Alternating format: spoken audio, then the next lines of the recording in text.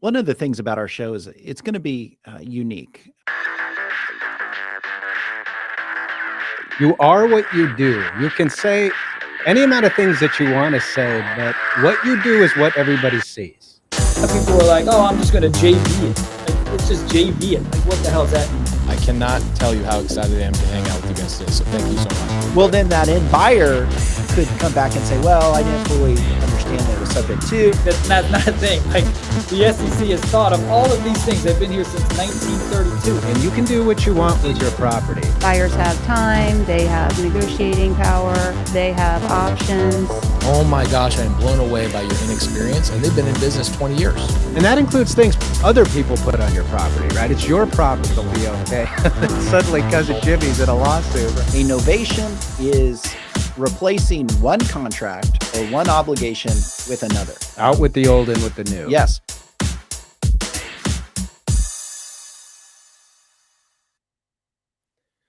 Hey, everybody. Welcome to the show. Today we're talking about taxes and taxes for real estate investors. I'm Andy Fowler, and I'm here with Sean St. Clair. If you're new to the show, make sure to give us a like and subscribe to our channels. You can find us on Facebook.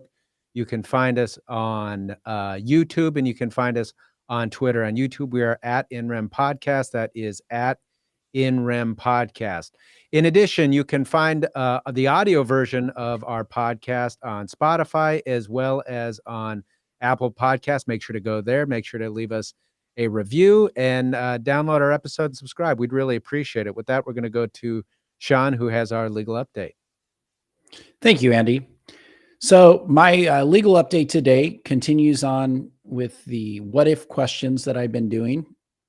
So the what if question for today is, what if your end buyer or assignee of an assigned purchase contract fails to perform? So you've put a contract or a property under contract. You're the original buyer and you decide that you're going to wholesale it. You're going to assign it to somebody who's going to be the end buyer. And the end buyer then is struggling to perform, or they're not communicating, or it just doesn't look like, hey, this thing's going to happen with this end buyer. They're not performing. And then you get to the close of escrow date, and all of a sudden that end buyer fails. They don't close. They don't provide the funding. And now you have a contract that's out there, but no end buyer. What does that mean to you as the original buyer and the assigner of the purchase contract? Well, your remedies and what you can do really depend upon the language of the contract itself and then the language of the assignment. Most real estate purchase contracts have a cure period, which means that if the close of escrow date comes and goes, that doesn't mean that the contract is automatically terminated. What that generally means is that the seller must come forward and send out a notice, a written notice to the buyer saying, hey, this close of escrow date came, it went, and you failed to close. You are in breach. And if you don't close within, sometimes it's 3 days, it can be longer. The purchase contract that I prepare for wholesalers has a 10-day cure period. But if you don't close within the 3-day or the 10-day cure period here, then we don't have a contract. It's terminated and I get to keep the earnest money. Well, you as the original buyer want to do something with the contract, right? Because now you're within that cure period. You're thinking, okay, maybe I can close on it. Maybe I can find an end buyer, but maybe let's figure out what the options are. So can the end buyer then say, okay, I'll do something within the cure period? Maybe, maybe not. It depends upon the language then of the assignment. Does the assignment provide an exception to the assignment of rights under the contract for the end buyer's right to receive a cure notice under the contract? What I mean by that is, does the assignment basically tell the end buyer, hey, here's the close of escrow date. If you don't close by this escrow date, the rights under the purchase contract automatically revert to the original buyer, and you have no further rights. You do not have a right to receive a cure notice. See, an assignment generally assigns all rights under a contract to the third party, meaning the full bundle of rights is assigned, which would include the right to receive a cure notice. Most assignments are, a couple of sentences, a one-page document that basically say, I, as the buyer under this contract, assign to you, assignee, all my right, title, and interest in this purchase contract, and you give it all to the assignee / end buyer. And if you do that, the end buyer has a right to basically receive the cure notice and perform, and you have no rights. You're out. You can't do anything. So you need to make sure that the assignment states, I am assigning to you all of my rights except the right to receive a cure notice from the seller, meaning the minute you don't perform by the closing date, you are out, and that the rights under the contract revert back to me as the original buyer. And then at that point, I have the benefit of the cure notice.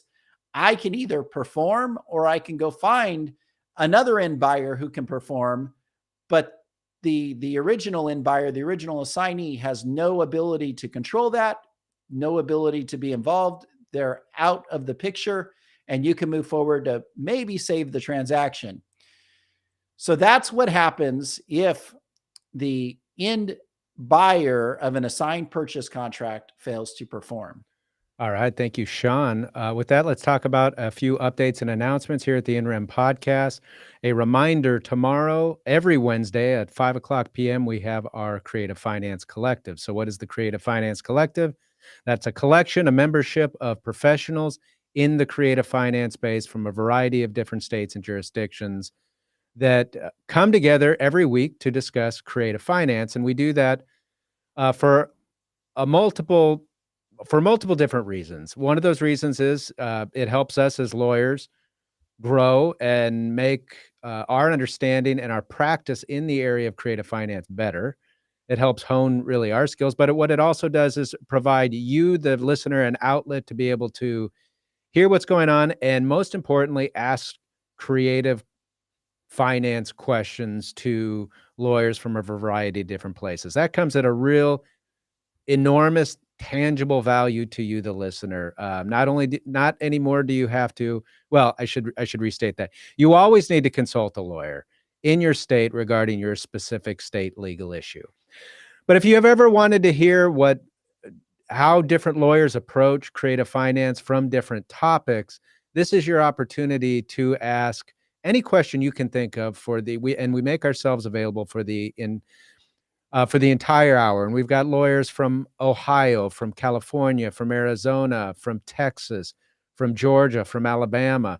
We've got lawyers from all over the country who have participated in this and who may participate in any given week. So it's an important opportunity for you to be a part of and to be involved with and ask any questions that you have. So remember to be a part of that every Wednesday, 5:00 p.m. Arizona time. We are live on Facebook, YouTube, and Twitter. All you got to do is log on, watch, ask your questions.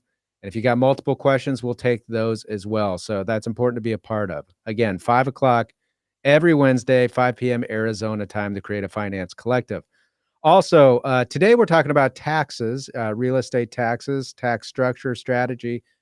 That's an important topic, and you may have questions about that topic as well. And as you know, every live show, we take questions in the final 15 minutes of every episode. So I'm going to turn it over to Mayu, who can give you instructions on how to go ahead and post those questions and be a part of our show today. Good morning, investors. Once again, we are live on the NREM podcast. As always, you do know that Andy, Sean, and our guests are here to answer your questions live on the show.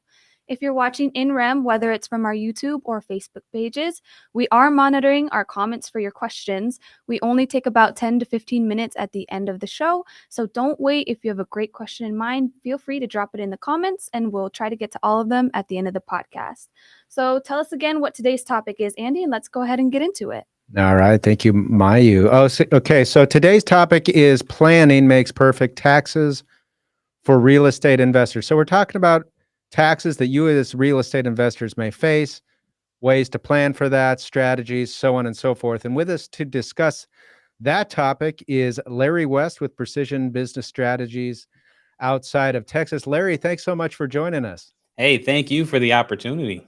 Yeah, so happy to have you. So Larry, tell us about you, your practice, your business, and how you got involved in doing what you do. Yeah, absolutely. So I'll give you the Cliff Notes version of my life story that led to this tax nerdship, as I call it. The short of it is, coming out of school, I thought I was going to go into investment banking and get a high profile job in Chicago, New York, or somewhere in that area. But I ended up, my path brought me to Abilene, Texas, which anyone who knows anything about Texas, Abilene is in West Texas. It's kind of in the middle of nowhere. As you're driving, boom, there's this little bitty city. And the short of it is, there were no jobs that I was looking for, no IB jobs that were to be had in that particular city. And so I had to quickly search for Plan B. Um, what happened is, at the time, I connected with a financial advisor who had a growing practice. He had an RIA, and he said, "Hey, I could really use someone who understands taxation." My MBA at the time was in finance and accounting, and so I had some understanding, some novice level understanding of taxation, but a professional by no means. But I needed a job, and so I said, "Look, I'll take it." He gave me a job, stuck me in the back office, and said, "Look, when we come up with strategies and plans for our clients' financial strategies, I'm going to look to you to tell me what the tax implications are. So I just need you to figure that part out." And that's where I really cut my teeth learning tax strategy and tax planning. Fast forward a little bit, I went from there to go on to earn my enrolled agent designation, which is a designation directly from the IRS. It authorizes folks with the EA license to represent taxpayers before the IRS. So that's in all cases involving audits and tax resolution and things like that. And so the exam itself is hyper focused on US tax law, both personal tax law, business tax law, and then, of course, as any good exam or credential, there's an ethics component attached. After I left Abilene, I moved over to Dallas, Texas. And once I got to Dallas, I really started working for some traditional CPA firms out there. And by traditional CPA firms, these are essentially firms that do a little bit of accounting and bookkeeping, but primarily their their tax shops. They do tax preparation. That's somewhere around 60, 70% of the business. And so I got thrown into that fray and really handling public accounting and public tax from the perspective of personal tax returns, business tax returns, trust tax returns, and what have you. A couple of years into that, I started to think about the strategy. Where I started at that financial planning firm in Abilene, everything revolved around strategy and planning, not so much the preparation piece. And tax prep is important, but the reality is it memorializes the data from the prior year. And so while that needs to be accurate, T's need to be crossed, I's need to be dotted, there leaves very little room for proactive strategy and planning when your primary focus is preparation. And so the firm I was working for at the time, I started working with them to help build out the consulting side of their practice. And the consulting side really focused exclusively on how do we have the conversations now about what's going to happen tomorrow, as opposed to having the conversations today about what did happen yesterday. And after that, I came to a point where I decided it was time to strike out on my own and hang my own shield. And so a couple of years ago, we started Precision Business Strategies, and our focus is just that. Our focus is really proactive strategy and planning for the business owner. And essentially, what that comes down to is we want to make sure your financials with the company are pristine and in line. Because if we don't have good data coming in, if the financials from the company coming in aren't up to date, aren't appropriate, aren't valid, aren't accurate, then the strategies that we put together are essentially meaningless. So, good data coming in, we focus a lot on financial analysis, cash flow planning, forecasting to really get a sense for how the business will perform, and also some business strategy to make sure we're able to take the company to new heights. From there, we then roll into tax planning and tax strategy. Because if we've done our job right on the first side, then we've created a tax problem for you. We've created profitability, we've created income. And now we sit down and talk about strategies. What are the best ways for you to tax plan to protect more of your wealth and not necessarily give it all the way to taxation? Everybody should pay their fair share, of course, of taxation, but doesn't necessarily mean you need to pay a dollar more. So, effective strategy and planning, again, is at the core and foundation of everything that we do. Well, Larry, I love that because I think the planning and the strategy is so oftentimes a forgotten piece in tax planning. It was for me personally for the first half of my adult life. You arrived with your tax preparer, and it was just to gather what had been done the prior year and plug in numbers. And I got to a frustration point where I'm like, well, how can I plan to make these numbers better? Why aren't we meeting ahead of time? And I was working with somebody at the time who just plugged in numbers, and you realize how important it is to start planning well in advance of that, rather than just approach it after everything's locked in at the beginning of a new year when everything the past year doesn't matter anymore. Larry, now you work with real estate investors as well. How did you develop a niche doing that? Yeah, what I realized early on was that as we started working with more and more wealthy clients, there was an underlying theme with all of them. Either they made their money in real estate or they had it as a part of their strategy from a tax planning perspective. And this went a number of different ways. And then personally, just as an investor, having an interest in real estate, it tends to be one of the few asset classes that allows you to make more money, but not necessarily increase your tax bill along the way because there are so many opportunities available to you as a real estate investor. And so it just naturally became a part of our focus from a planning perspective. And more of our clients are falling into that space. And again, just among the wealthier clients that we've worked with and that we continue to work with, it is a foundational part of what they do going forward.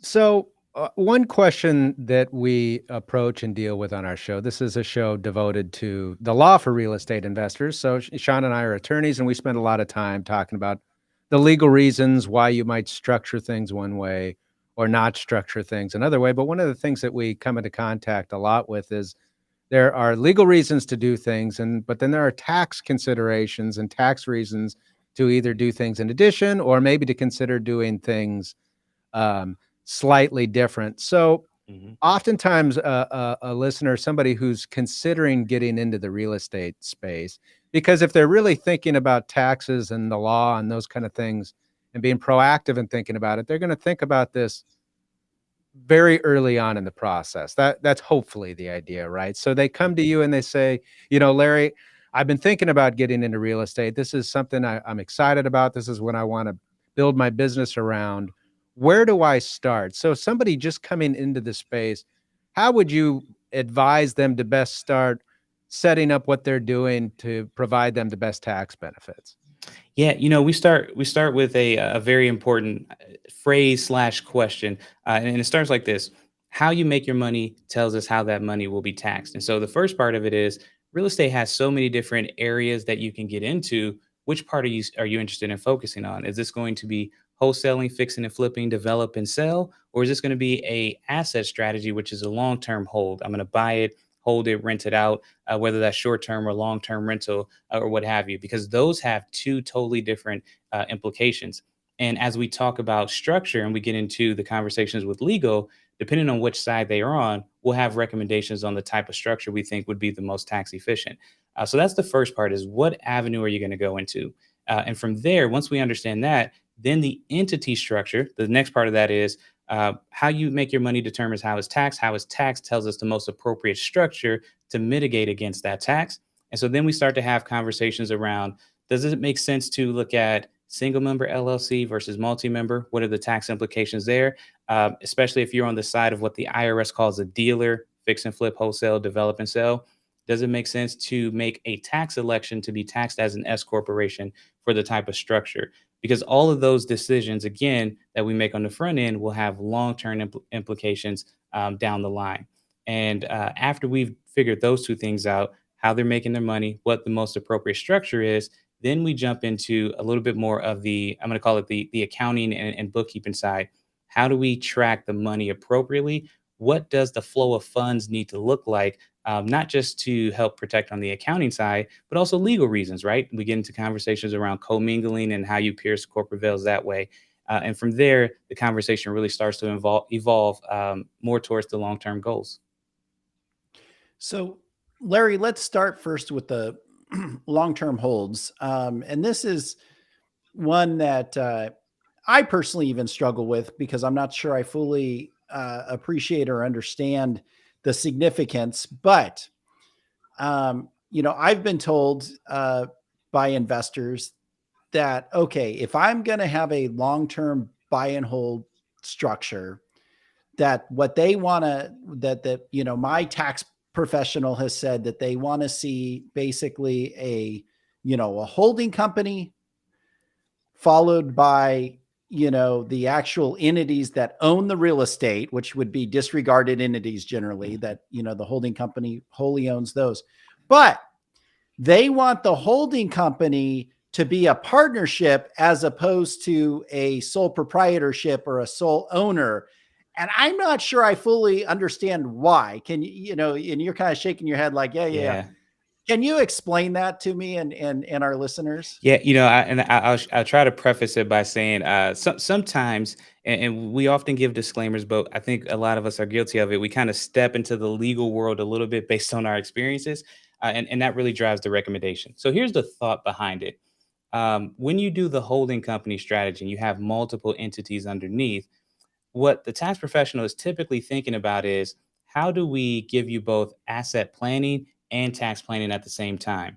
From the tax side of things, what we know is the tax outcome won't change. Whether you do a single member LLC or you insert the holding company, LLC tax as a partnership or what have you, the flow through and how that income actually ends up on the tax return will be the exact same. The goal there is to provide, presumably, I'm going to say, provide some asset planning, in that if your property show up on a corporate tax return, that's inherently separate from your personal tax return. So as you're handing over these documents to whatever third parties, no one's necessarily seeing your entire ownership there. Because when you do this on a 1040 on a personal tax return, Schedule E lays it all out there for you. However, when a partnership is involved, the only thing they see on your personal tax return is a K1 and a number. They then have to go dig into your corporate tax return, your partnership tax return, to figure out on the 8825 what the underlying real estate properties are. So that's usually the thought around it. And the other side to that is, we almost never want to, the reason we don't elect corporations, we almost never want to put real estate under a corporate structure, whether it's the S Corp or the C Corp, for longer term tax reasons. So that's generally why we see that holding company LLC tax as a partnership. Yeah. So, and I kind of understand, but so correct me if I'm wrong then. The taxation is the same. It's just a matter of creating a little greater wall of protection from an asset protection standpoint. Yep. Is that correct? That's correct. So one of the things that, when we're asset planning, maybe we create a trust to work around it or things like that. But at the end of the day, it's really easy when I have a married couple come to me and I'm like, okay, we can definitely make a partnership, like that's easy. But, I have a single individual come to me and they're an investor and they're saying, well, I'm not married, but I want this partnership taxation at the top. And, how do I get it? What has been kind of your recommendation in structuring that top holding company so that it ends up with, partnership taxation when you're dealing with a single individual that's going to own or be the sole member? Potentially, well, obviously they won't be to create partnership, but where do you find that extra member, that second member, Gotcha. So behind the scenes, what we've seen done where folks pull in that extra member is another single member LLC that essentially does nothing, right? Its only job is to serve the role of that other member. And again, stopping short of trying to step too far into the legal side of things. On the tax side, again, the flow through means nothing, or excuse me, it doesn't change. It all comes through the exact same. But that structure essentially gives them the additional layer or presumed layer of protection or anonymity or whatever they may be looking for. The way we handle it is really two ways. One, what is the ultimate long-term goal here? And what's the priority for them? What are they after? Because if it is prioritizing the asset protection side of things over all else, we bring in legal and we have the conversations together. Sort of like you and I are doing now. We kind of have these conversations back and forth to see if it all makes sense. And then we also explain the increased compliance cost that comes along with that, because you've got an extra corporate tax return or excuse me, partnership tax return that you'll need to file. You possibly have some extra state filings that you'll need to keep up with, having another entity layer, and a number of things that may roll out from that. Is the additional increased cost worth the goal? And can the goal actually be realized? And if it makes sense, well, again, as long as everyone is in agreement, we roll with it. And sometimes clients will look at it and say, well, I don't want to pay the extra X number, whatever that may be. I'm okay with this structure as long as we achieve the same tax outcome. Yeah. Well, speaking of asset protection, and I'm kind of jumping off course just a little bit because this question has come up a lot recently, and with my clients, and it deals with capital gains. And so, two out of the last 5 years, if you've lived there 2 out of the last 5 years is your primary residence, then you can avoid capital gains. And so, the common scenario is, I have my investor clients, they have their primary residence, and of course they're investors, and like, well, I've lived here 2 years, great. I'm going to, move out and turn it into a rental. And, in 2.5 years from now, I'm going to list it for sale and get it sold by the end of that, third year. So I'm good, but they want asset protection. Mm-hmm. And so the property is titled in their personal name or their, revocable trust. And then they say, well, but if I put a tenant in there, I don't want to keep this property in my name. I want to move it into an LLC, for asset protection. And my advice to them always is, well, go talk to your CPA and make sure that you can still claim the capital gains. And, 3 years from now, if you do it that way, what is the answer to that? If they have it in their individual name, then they move it into the name of the LLC, and then they go to sell the property to take advantage of the capital gains. Can they still take advantage of that if they've moved it out of their name? Yeah, great question. And so here's the interesting part. It's the exact same, assuming this is a single member LLC, right?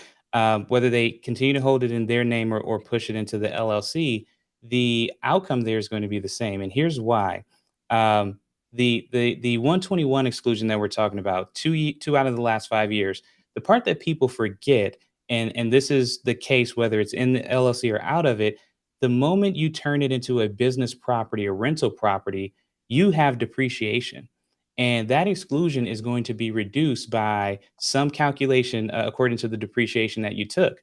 And whether you took that depreciation holding it in the LLC or holding it personally, the results are going to be the exact same.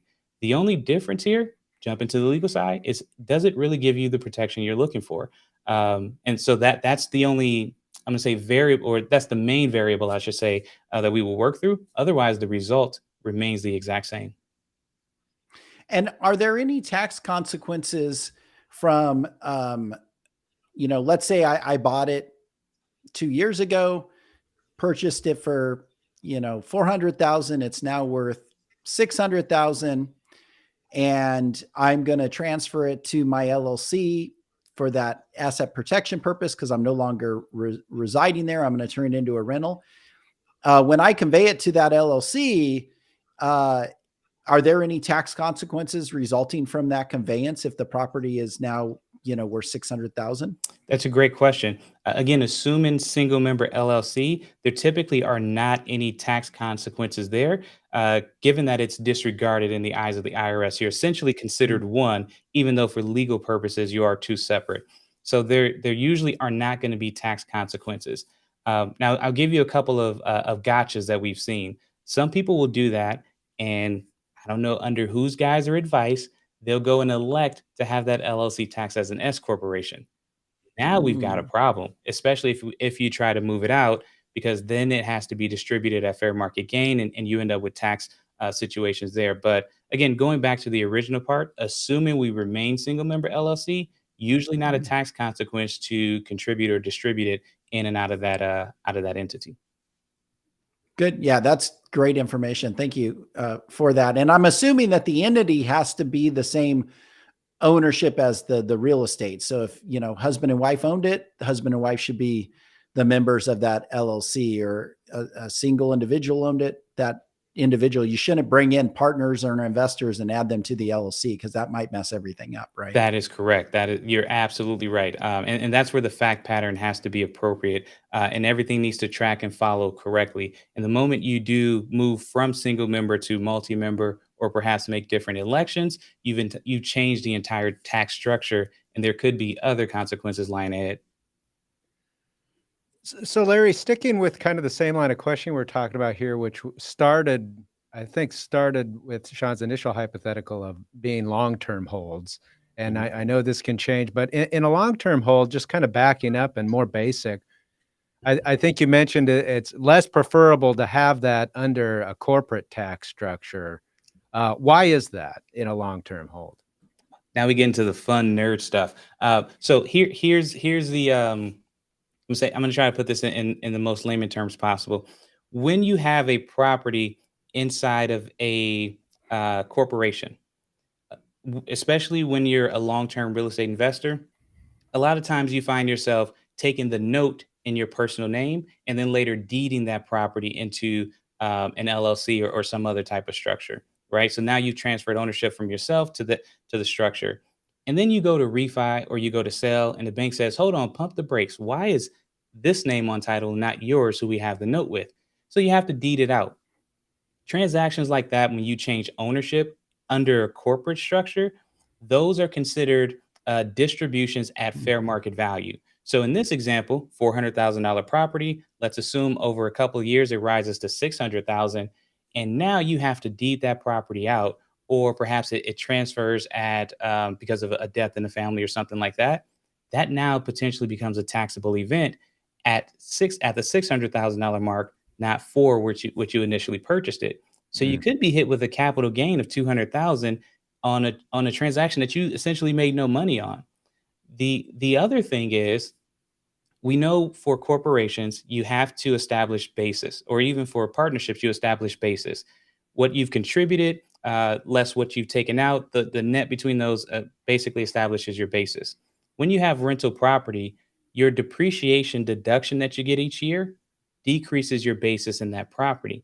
And when we're doing advanced strategies like cost segregation studies that give us massive depreciation in a particular year, it could drive our basis, not just in the property, but our basis in the corporate stock below zero. Well, technically, you can't go below zero, but it could just drive it down to zero, which effectively means any transaction that happens beyond that could potentially be taxable.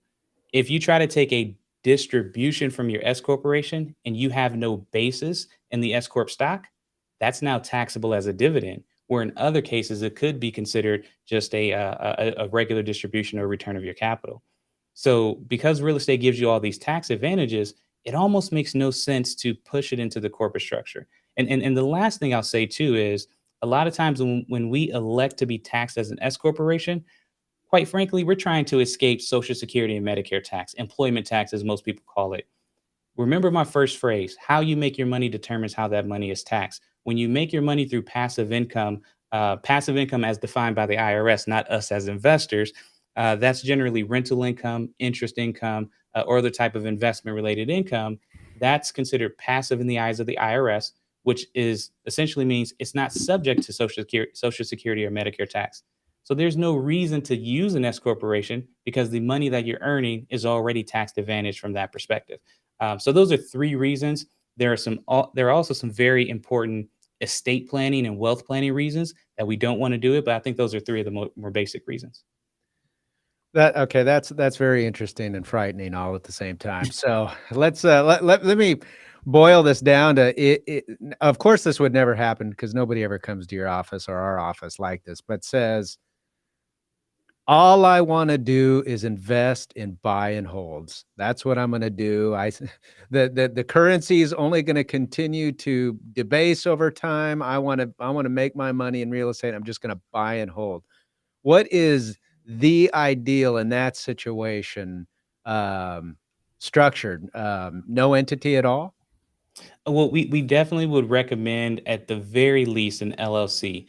And the reason we like the LLC, again, on the tax side of things, we continue to maintain the same integrity of the tax advantage that comes through from rental real estate. but now we're able to achieve some level of asset protection by separating the individual from the operations of the business, presumably. So that's where we basically start. And then, depending on if they're investing in one state or multiple states, we may have other conversations about adding additional entities in those particular states and maybe come back to that holding company strategy we talked about at the very beginning. But almost certainly, it would be a number of either just single member LLCs or perhaps multi member LLCs if they have partners going in.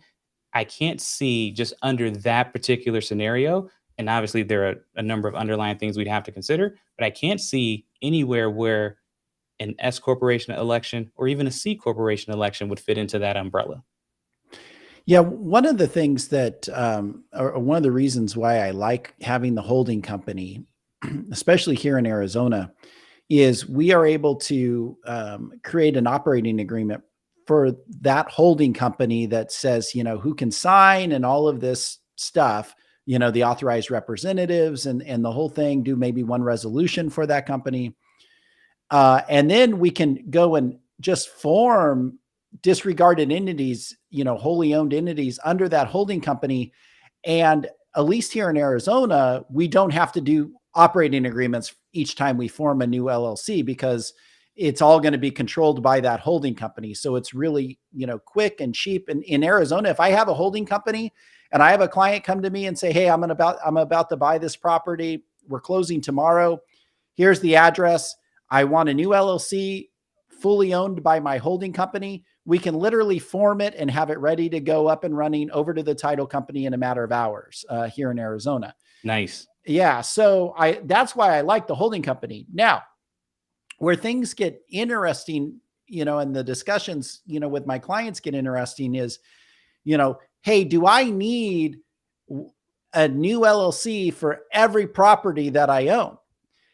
And, and as we've done this show and talked to other folks who do business and asset and tax planning, what I've come to realize is the greater the asset protection that you want, the more difficult it will be to maintain the structure, right? I mean, you're talking EINs and tax returns and bank accounts and whatever. So, if you want the greatest asset protection, be prepared to work for it. Yep. And most people have problems with just one. Right. So, what have you seen as far as your clients and kind of, maybe figuring out like a happy medium of, full on asset protection and logistical nightmares versus pretty good asset protection and manageable as far as the, logistics go? We try to break it down by kind of cost benefit analysis. And we run it through in exactly how you mentioned it. If we go full on asset protection and we say one entity for every single property there, well, here's what happens. So here in Texas, every entity, if you don't do a series LLC, but every entity outside of that, it's $308 to form it. And then you have an annual filing that you need to comply with every year. And if you miss that deadline, it's a $50 penalty. So now, client, do you want the headache of keeping track of 35 entities, 35 filings every year? And by the way, every time we form one, it's $300 plus whatever the legal fees involved there are. Or can we look at potentially consolidating that? And this comes down to your risk tolerance. How much equity are you okay exposing per LLC? Is that $250,000? Is that $500,000? And as we reach those caps and properties, then it may make sense to roll over to the next one. And by the way, don't forget, you also have, and hopefully you have insurance. And so this is really in place that assuming that the insurance caps don't resolve whatever the issue is, how much equity are we okay exposing? Okay, perfect. We hit that number. Now go to the new LLC and we rinse and repeat all over again. There are some that are just hyper focused and I will pay the $300 every single time and I'll deal with the compliance because that's their tolerance. And there are some that are like, okay, I get it, Larry. I don't want all that administrative headache.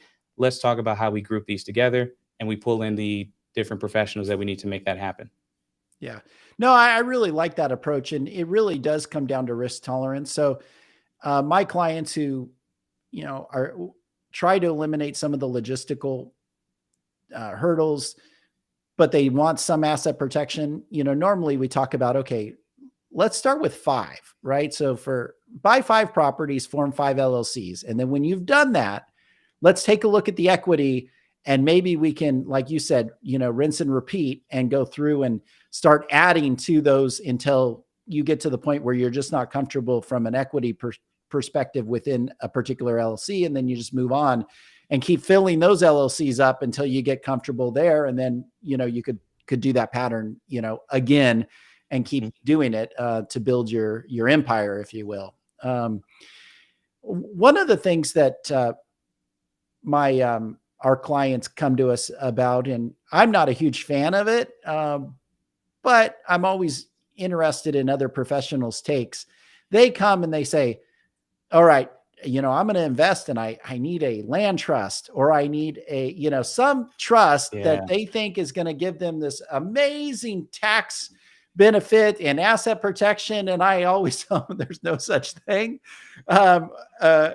But maybe I'm completely off base, and you're like, Sean, what have you been telling your clients this long? But talk to us about trusts.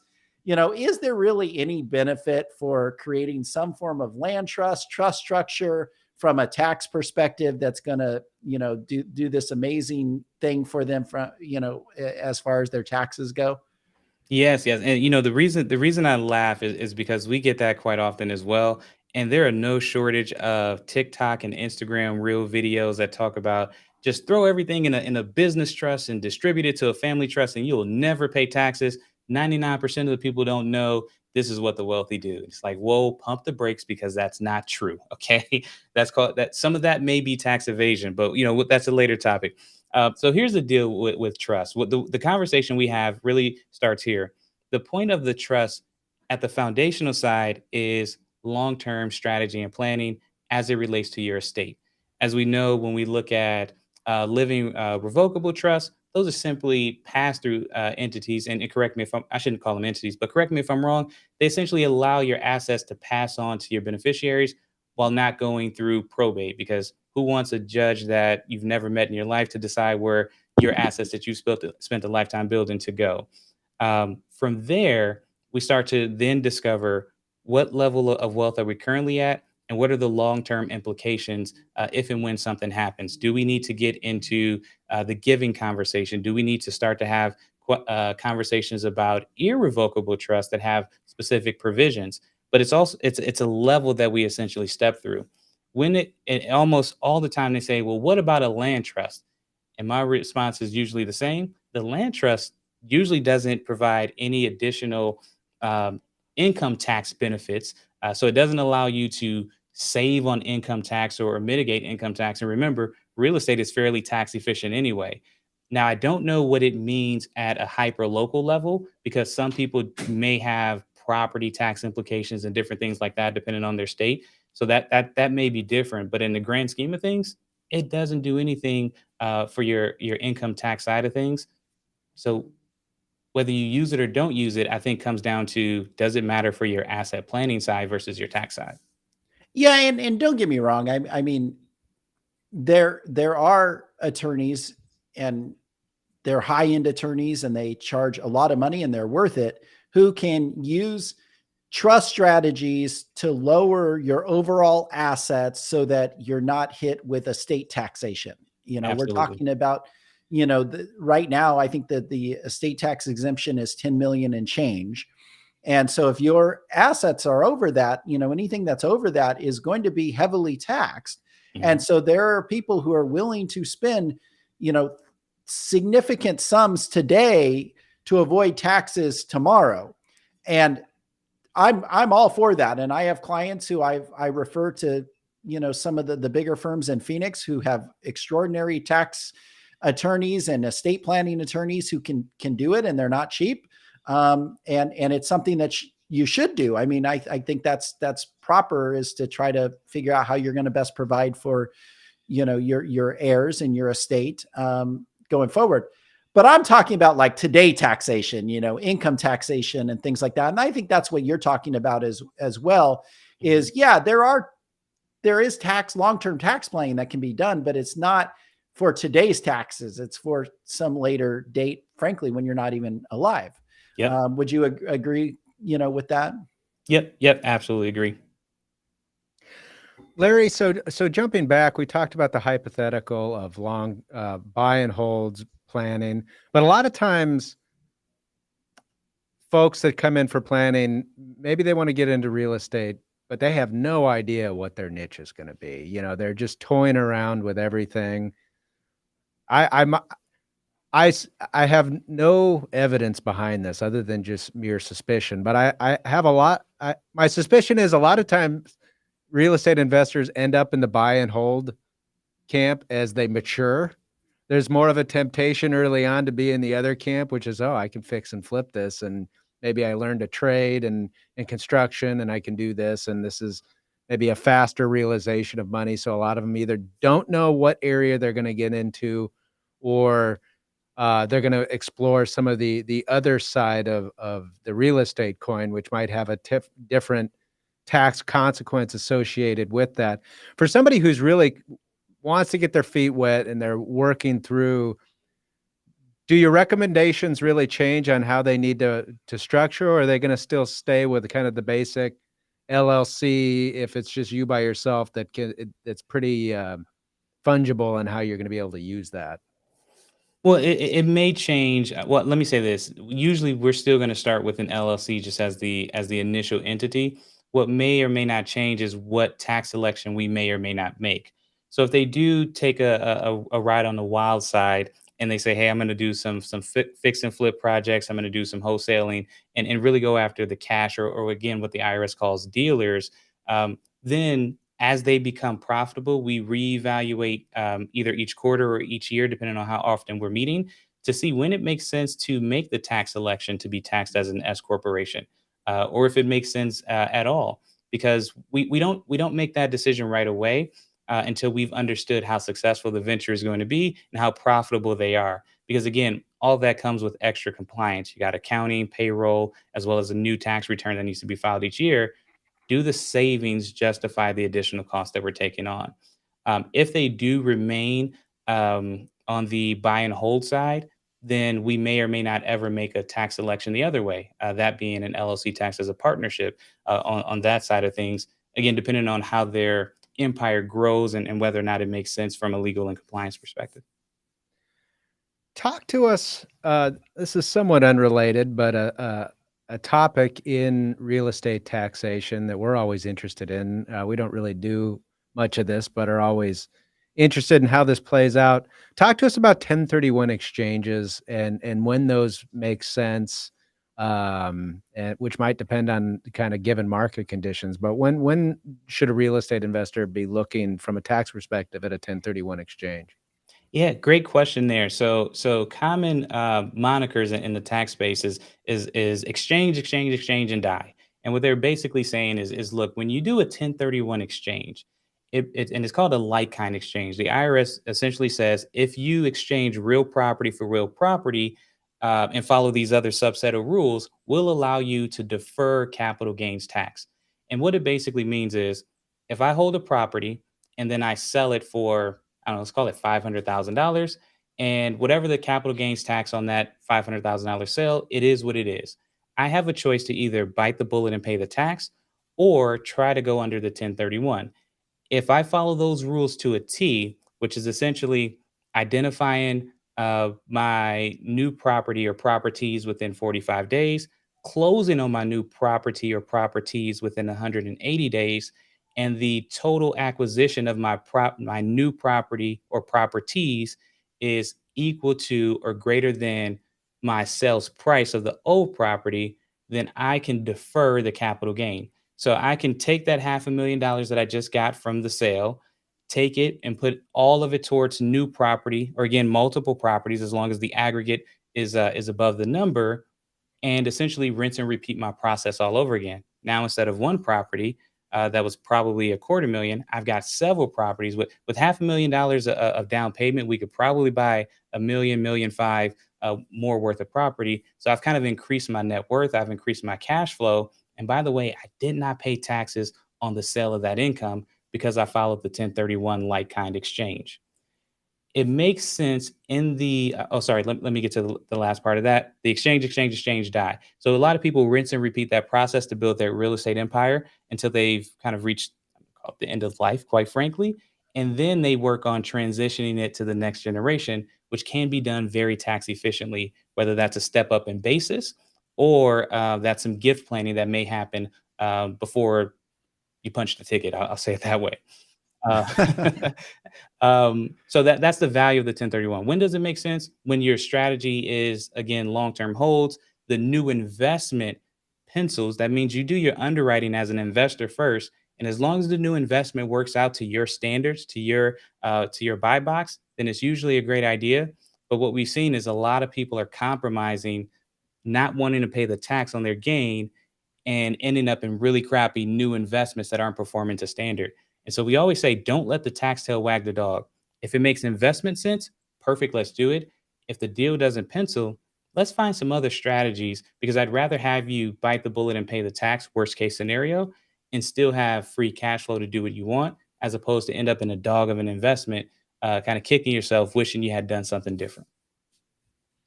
So the catch is when the investment strategy ends up costing you more than the tax would have cost. Yep. Yeah. Yep. So a while back, Congress passed the Inflation Reduction Act, and the president signed that into law. And there was a lot of concern back then about an influx in audits. We heard about the 87,000 new IRS agents, so on and so forth. What has your practice seen? Have you seen any appreciable increase in audits? What does that look like since that passage for you? No, so we haven't seen an increase in audits. What we have seen an increase in our penalty letters. We're also getting penalty abatements processed a little bit faster. It's kind of the low-hanging fruit stuff. Late filings, late payments, and those kind of things. They're just coming out a lot quicker than they used to be. And not saying that more of them are happening, they're just happening faster than what we've seen over the last couple of years. From the audit side, I don't think we're going to see the fruits of that for a couple of more years. And here's why. Typically with an audit, very rarely is it, hey, I'm auditing you for something you did last year. It's usually a couple of years down the line, and they're coming back looking at something that was submitted that doesn't quite pass the test from a few years ago. So I think it'll be a couple years before we actually see that. And then the other side of it, and this is, I'm going to say, subjective, right? There's no validation. This is just my opinion here. When you look at what's going to be audited, I think middle income taxpayers are going to probably feel this more than presumably higher income, wealthier taxpayers for a few reasons. Usually on that end of the spectrum, you've got a tax strategy, tax planning team, attorneys, CPAs, and what have you. And so those strategies are usually buttoned up very tight. The documentation usually is pristine, or you got the pockets to go to court and fight if you want to. It's the middle side of things, and perhaps even on the lower income side, where the record keeping is fairly poor. And when the IRS sends inquiries about, hey, send me documentation for this, it's not there. I think that's where we're going to see a lot of the results of the audits come from. Not what's been floated around in the news, but that's my side of things. Interesting. So we have a question today. Maya, what is our question from the audience? Yeah, so we just have one question today. So again, thank you for dropping your questions in the comments.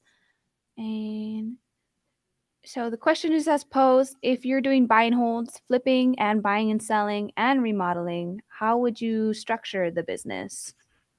Ooh, I like that question. So this is where we get into perhaps a multi-layered entity structure, where the entity that's doing the fix and flipping would be a separate entity that we'd want the buy and hold to be held in. Okay. And that's for a few reasons. One, the fix and flip income is going to be subject to your federal tax, Social Security and Medicare tax, all of that stuff. That may be more suited for an S corporation election down the line, whereas your buy and hold is likely going to remain a single member LLC or something of the like. So we'd want to separate those two at the very least. And depending on how much you're doing on both sides, we may look at the holding company structure, but what we would not want to do is one holding company that owns your fix and flip and owns your real estate, because again, then we end up under that umbrella that may not be very tax efficient. But certainly at least two separate entities there. Very good. Well, Larry, thanks so much for joining us. We really appreciate it. The information's been great. Tell our listeners how they can find and connect with you. Absolutely. So there are two ways. The easiest way, our website is pb-strategy. So like peanut butter, pb-strategies.com. There's a big blue button at the top right that says become a client. That's where you'll schedule a discovery call and sit with one of our accounting or tax advisors and see if it makes sense for us to work together. The other thing we have is a growing Facebook group. It's called the Strategy Room. So if you search the Strategy Room on Facebook, it's a free group to join. We do 3, sometimes 4 Zooms every month, and we talk about things like this. What are the tax strategies that everyone should be aware of, as well as the business strategies as it relates to growing the business and financial analysis for the company. Thank you so much, Larry West with Precision Business Strategies. Appreciate it, and hope we can do it again soon. Absolutely. Thank you all. Really enjoyed this. Yeah. Thank you, Larry. All right. We'll see you. We'll see you next time, Larry. Thanks so much. And for you, the listener, thanks for joining us. We will see you tomorrow for the Collective at 5 p.m. and next week. Have a good day. Have a good day, everyone. See ya.